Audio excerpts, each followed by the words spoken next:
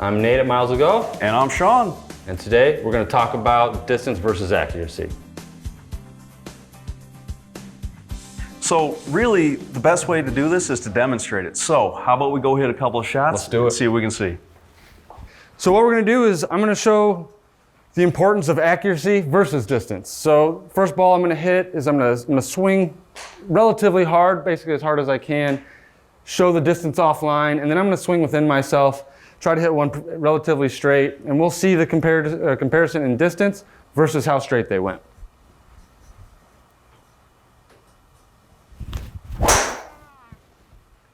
So that one was relatively hard. This one I'm just going to swing nice and easy, try to put it right down the middle.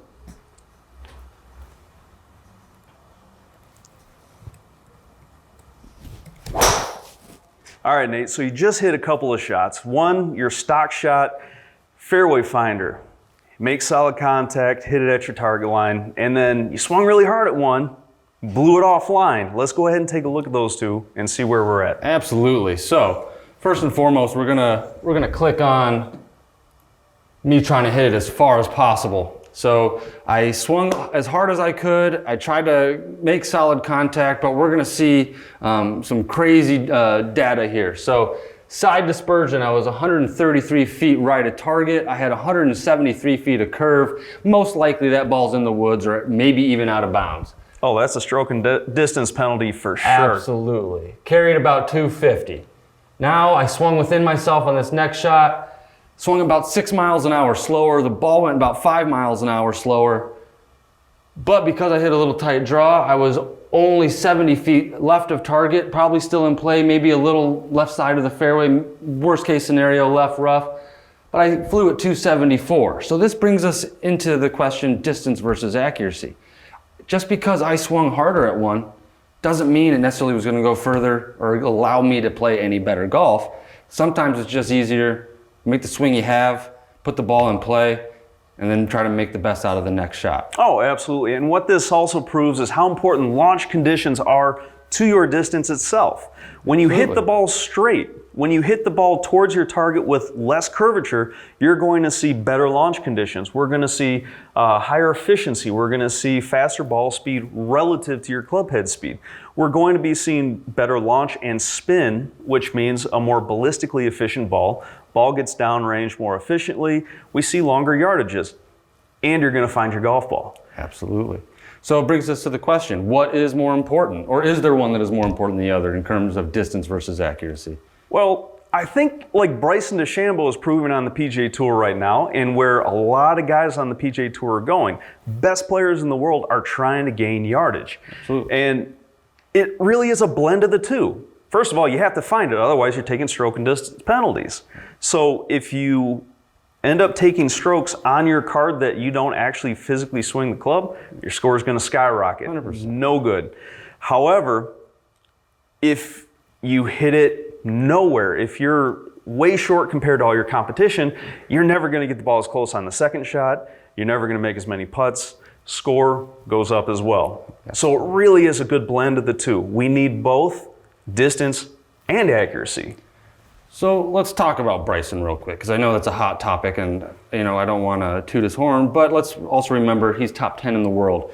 He's swinging really hard, but he's also finding the center of the club face. He's hitting it relatively straight comparative to the courses that he's playing on, and he is finding his golf ball just happens to have a wedge out of the rough, maybe then an 8-iron out of the fairway. Now, when we're talking about our average golfer, they don't necessarily have that option. We need to figure out how to get them in play most often with the best distance possible.